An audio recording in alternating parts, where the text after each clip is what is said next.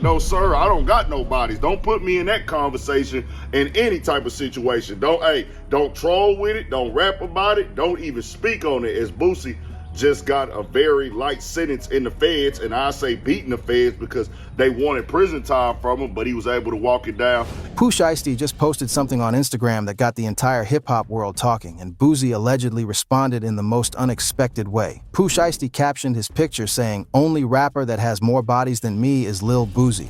And what happened next is absolutely insane. We're talking about federal cases, paid hits, a 15-year-old hitman who couldn't sleep at night, and confessions that put multiple people behind bars for life. This ain't just rap beef. This is getting federal, and the streets are watching. Stick around because what Boosie allegedly said back will blow your mind. Lil Boosie is a legend in the rap game, no cap. The Baton Rouge native built his career on keeping it real and representing the streets harder than most. But here's what really went down. Boosie's name has been tied to one of the most disturbing murder-for-hire cases in hip-hop history. We're talking about 15 bodies, a teenage assassin named Marlo Mike, and confessions that shook Louisiana to its core. Now, Pooh Shiesty is out here trolling, claiming he's got more bodies than Boosie, and the internet is going crazy. But to understand why this diss is so dangerous and why it's getting federal attention, we gotta go back to what really happened with Boosie and those 15 murders. Let me break it down for you. Let's rewind to the mid-2000s in Baton Rouge, Louisiana. Back then, the streets were hot, and Boosie was rising through the rap game while allegedly running operations that went way beyond music. According to federal investigators and court testimony, Boosie wasn't just rapping about the street life, he was allegedly orchestrating it. Enter Marlo Mike, real name Michael Louding. This kid was only 15 years old when he allegedly became Boosie's personal hitman. Yeah, you heard that right. A 15-year-old kid carrying out murders for a rap star. According to court documents and Marlo Mike's own confession, Boosie was paying him to eliminate people he had problems with. We're not talking about one or two incidents. We're talking about a systematic operation that resulted in 15 people losing their lives. The relationship between Boosie and Marlo Mike was built on loyalty, money, and fear. Marlo Mike looked up to Boosie like a mentor, and Boosie allegedly used that influence to turn this teenager into a killer. The streets knew something was going on, but nobody was talking. That's how it works. You keep your mouth shut or you become the next target. But here's where it gets crazy. Marlo Mike wasn't some hardened criminal who could compartmentalize what he was doing. He was a kid, and after 15 bodies, the weight of what he'd done started crushing him. According to testimony, Marlo Mike couldn't sleep at night. The faces of the people he killed haunted him. The guilt ate away at him until he couldn't take it anymore. So what did Marlo Mike do? He went to the police and confessed everything. And I mean everything. He gave up names, dates, locations, and most importantly, he gave up Boosie as the person who ordered the hits and paid him to carry them out. Let's talk about these 15 victims. According to court documents and Marlo Mike's confession, these weren't random killings. Each one was allegedly ordered by Boosie for specific reasons: street beef, snitching allegations, disrespect, or business disputes. The victims included Terry Boyd, shot and killed in October 2009. This murder became the centerpiece of Boosie's trial. According to prosecutors, Boosie paid Marlo Mike $2,800 to kill Boyd over a dispute. Marcus Thomas, another victim allegedly killed on Boosie's orders. The streets said Thomas had been talking too much, and Boosie wanted him silenced permanently. Chris Jackson, killed in what prosecutors described as a targeted assassination. Marlo Mike testified that Boosie gave him specific instructions on how to carry out the hit. The list goes on. Daryl Milton, Michael Smith, Kendrick Bishop, all allegedly murdered as part of Boosie's operation. Each victim had a family, had people who loved them, and their lives were cut short over street politics and rap beef. But that's not even the crazy part.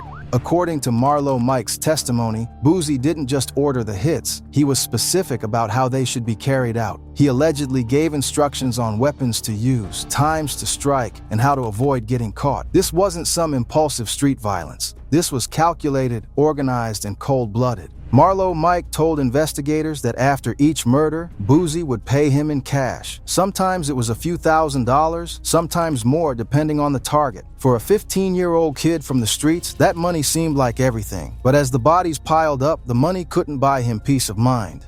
According to court testimony, Marlo Mike started having nightmares. He'd wake up in cold sweats, seeing the faces of the people he killed. He couldn't eat. He couldn't function. The psychological toll of being a teenage serial killer was destroying him from the inside out. By the time Marlo Mike went to the police, he was ready to tell everything. He gave detailed confessions about each murder, provided evidence, and agreed to testify against Boosie in court. The streets called him a snitch, but Marlo Mike said he just couldn't live with what he'd done anymore. The trial of Lil Boosie became one of the most watched cases in hip-hop history.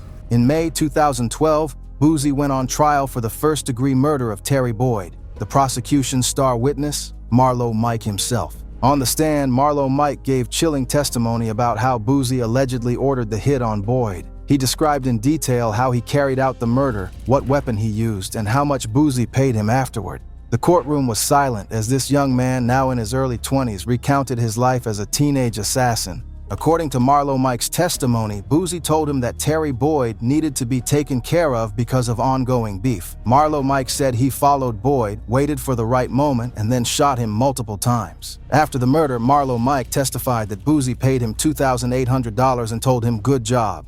The defense argued that Marlo Mike was lying to get a reduced sentence. They painted him as an unreliable witness who was making up stories to save himself. Boosie maintained his innocence throughout the trial, claiming he had nothing to do with any murders. But the prosecution had more than just Marlo Mike's testimony. They had phone records showing communication between Boosie and Marlo Mike around the times of the murders. They had financial records showing cash payments. They had witnesses who testified about conversations they overheard. The jury deliberated for hours. The entire hip-hop community was watching, waiting to see if one of rap's biggest stars would be convicted of murder. In the end, the jury found Boosie not guilty of first-degree murder in the Terry Boyd case. The streets erupted in celebration. Boosie walked out of that courtroom a free man on that charge. But the story doesn't end there. While Boosie beat the murder charge, Marlo Mike wasn't so lucky. He was convicted of multiple murders and sentenced to life in prison without the possibility of parole. At just 22 years old, Marlo Mike would spend the rest of his life behind bars for murders he committed as a teenager. The other victims' families never got full justice. While Marlo Mike confessed to 15 murders, he was only convicted and sentenced for some of them. The legal system couldn't prosecute every case, and many families were left without closure.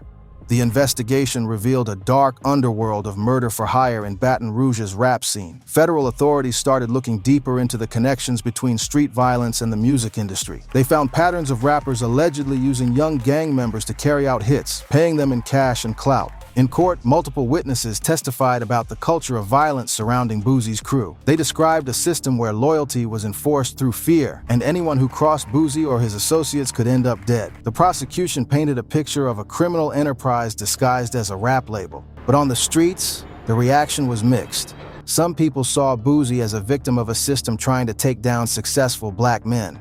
Others saw him as someone who allegedly exploited young kids and turned them into killers. The debate raged in barbershops, on social media, and in hip-hop forums. Boosie's family stood by him throughout the trial. His mother, his children, and his supporters maintained that he was innocent and being targeted because of his success and his music. They argued that the prosecution was using his rap lyrics against him and criminalizing his art. By the time Boosie was released from prison in 2014, he was serving time on drug charges during the murder trial. The streets had changed.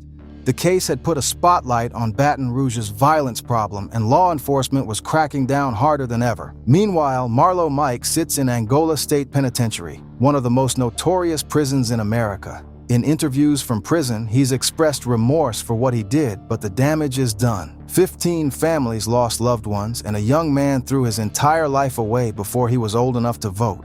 Now fast forward to 2024, and here comes Pooh Shiesty with his Instagram post. He posts a picture and captions it something along the lines of, "Only rapper that has more bodies than me is Lil Boosie." The streets immediately started talking.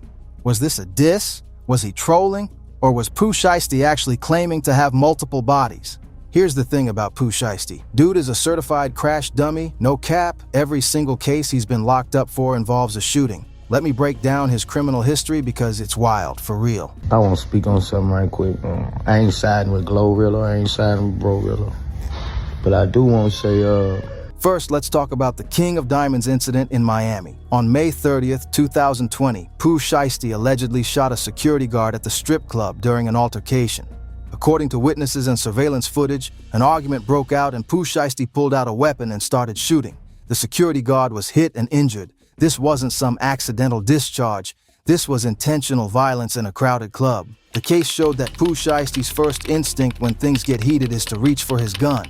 Then we got the Bay Harbor Islands shooting and robbery case, which is what really got the feds on him. On October 9th, 2020, Pooh Shiesty and his crew allegedly arranged to meet two men to buy marijuana and high-end sneakers. But instead of making a legitimate purchase, prosecutors say Pooh Shiesty and his associates robbed the victims at gunpoint. During the robbery, shots were fired and one of the victims was hit in the hip. The whole thing was caught on surveillance cameras and the feds had clear evidence of Pooh Shiesty's involvement. What makes this case even crazier is that Pooh Shiesty allegedly shot one victim in the buttocks and left him bleeding in the street while they took off with the marijuana and sneakers. We're talking about shooting someone over some weed and shoes. The victim had to be hospitalized and underwent surgery. This wasn't just robbery. This was armed robbery with aggravated assault. The federal government charged Pooh Shiesty with conspiracy to possess firearms in furtherance of violent and drug trafficking crimes, as well as discharging a firearm during a crime of violence. These are serious federal charges that carry mandatory minimum sentences. The feds don't play around. When they bring charges, they've already built their case and they're coming for you. In January 2022, Pooh Shiesty pleaded guilty to a single firearms conspiracy charge as part of a plea deal. He was sentenced to 63 months. That's over 5 years in federal prison. He's currently locked up and won't be released until 2026 at the earliest. And even after he gets out, he'll be on supervised release, meaning any violation could send him right back. But here's what's really concerning. Pooh Shiesty's pattern of behavior shows he's willing to shoot first and think later. The King of Diamonds shooting, the Bay Harbor Islands robbery shooting, these incidents show someone who's comfortable pulling the trigger. So when he posts on Instagram claiming he's got bodies, it's not far-fetched to think he might actually be telling the truth. And let's not forget about his music. In his song FDO, First Day Out, Pooh Shiesty literally raps about sending hits and paying people to handle his problems. He said, "I don't even gotta be there. I just send the addy in the back end." That's basically admitting to ordering hits in a song. He's talking about sending addresses and payment to have people taken care of. That's the same thing Boosie allegedly did with Marlo Mike. The feds pay attention to lyrics, especially when they match up with real-world criminal activity. Pooh Shiesty is already serving federal time for gun charges. If he's out here admitting to ordering hits in his music and then posting on Instagram about having bodies, he's giving prosecutors more ammunition to use against him in future cases. So when Pooh Shiesty disses Boosie by saying he's got more bodies, he might actually be telling the truth. Or he might be trolling and playing a dangerous game that could get him more federal charges. Either way, the post got everyone's attention, including allegedly Boosie's. According to sources close to the situation, Boosie caught wind of Pooh Shiesty's post and wasn't happy about it. Word on the street is that Boosie said something along the lines of, "Young boys don't know what they talking about. They playing with their freedom for Instagram likes." While we can't confirm the exact quote, people close to Boosie say he's not taking the diss lightly, but also isn't going to incriminate himself by responding directly. Boosie knows better than anyone what happens when you play these games. He spent years fighting murder charges and barely escaped a life sentence. He's not about to give the feds any reason to come after him again by engaging in social media beef about body counts. This whole situation highlights a bigger problem in hip-hop culture. We've got young rappers competing over who has more bodies, who's more dangerous, who's more street, and the consequences are real. People are dying, going to prison for life, and destroying their futures over social media posts and rap lyrics. Pooh Shiesty is 22 years old and already facing serious federal time. Marlo Mike is serving life in prison for murders he committed as a teenager. Boosie beat his murder case but spent years fighting it and dealing with the stigma. These aren't video game characters. These are real people whose lives have been permanently altered by violence. The fact that Pooh Shiesty would publicly claim to have bodies while already facing federal charges shows how disconnected some of these young rappers are from reality. The feds are watching.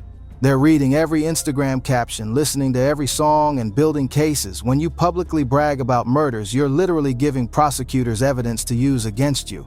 And let's talk about the victims. 15 people lost their lives in the Boosie case. How many people have been hurt or killed in incidents involving Pooh Shiesty? These aren't just numbers or lyrics. These are human beings with families who love them. The hip-hop community needs to have a serious conversation about this culture of violence. Yes, keeping it real is important. Yes, authenticity matters in rap. But there's a difference between telling your story and actively participating in violence than bragging about it for clout. Boosie has said in interviews that he regrets a lot of things from his past. He's talked about how the street life almost destroyed him and how he's trying to be a better example for his kids.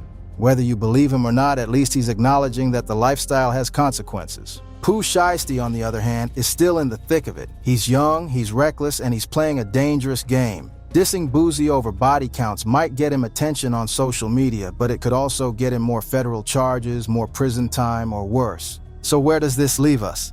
Pooh Shiesty made a bold claim on Instagram, allegedly dissing Boosie by saying he's got more bodies. Boosie, who allegedly had 15 people killed through his teenage hitman Marlo Mike, supposedly responded by warning young rappers about playing with their freedom. The whole situation is a reminder that this rap beef shit is real. It's not entertainment when people are actually dying. It's not a game when teenagers are being turned into killers. And it's not worth it when you end up spending life in prison or getting killed yourself. Marlo Mike confessed to 15 murders because the guilt was eating him alive. He's now serving life in prison, and those 15 victims' families still don't have their loved ones back.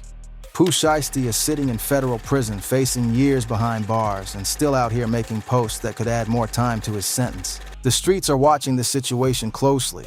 Will Pooh Shiesty face consequences for his post? Will the feds use it as evidence in future cases? Will Boosie respond more directly? Only time will tell. But one thing is for sure. When you play federal games, you win federal prizes. And both Boosie and Pooh Shiesty know that better than anyone. That's the real story behind Pooh Shiesty dissing Boosie. It's getting federal, it's getting dangerous, and it's a reminder that this rap shit is more than just music. Stay safe out there, and remember, clout ain't worth your freedom.